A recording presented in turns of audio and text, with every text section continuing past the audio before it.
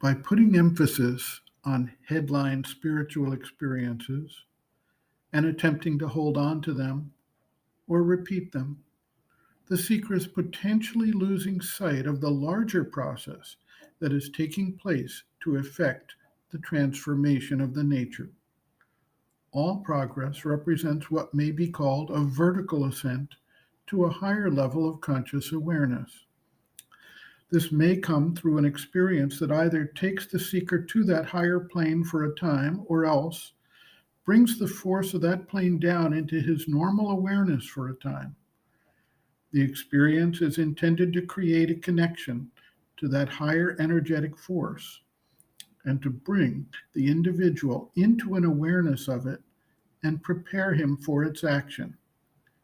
It comes, does its intended work, and then recedes, so that the seeker may allow that force to work within him, open up new pathways of understanding, change habitual patterns of action, etc.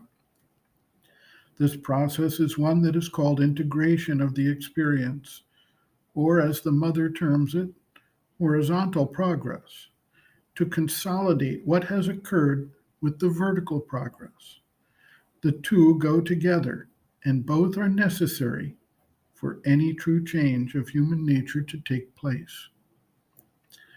What people also lose sight of frequently is the fact that each experience, when it comes, is manifesting in a particular time, place, and circumstance in the seeker's sadhana. And even if a similar experience comes at a future time, it must be somewhat different, as it meets the seeker under different circumstances, after the earlier experience has done whatever it was supposed to do. The point of spiritual experience is not to attach one's ego to it, but to allow it to open up and change the nature, prepare it for further progress, and allow the contact and opening to create opportunities for further, greater experiences and realizations.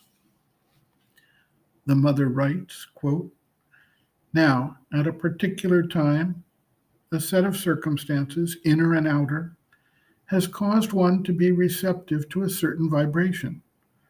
For example, as you say, while looking at the stars, or contemplating a landscape, or reading a page, or hearing a lecture, one has suddenly an inner revelation, an experience, something that strikes him and gives him the impression of being open to something new. But if you want to hold on to this tightly like that, you will lose everything, because one can't keep the past. One must always go forward, advance, advance. This illumination must prepare you so that you can organize your whole being on this new level in order to be able suddenly one day to leap up again to a higher step. There is a horizontal advance between abrupt ascents. It is the moment of the abrupt ascent which gives you an impression of something like a revelation, a great inner joy. But once you have climbed the step, if you want to climb it once more, you would have to go down again. You must go on preparing yourself at this level in order to climb another higher step. These things which suddenly give you a great joy are always ascents. But these ascents are prepared by a slow work of horizontal progress. That is, one must become more and more conscious, establish more and more perfectly what one is, draw from it all the inner psychological consequences, and in action also.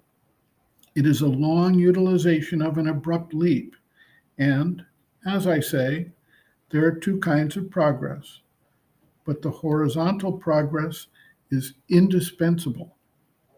You must not stop.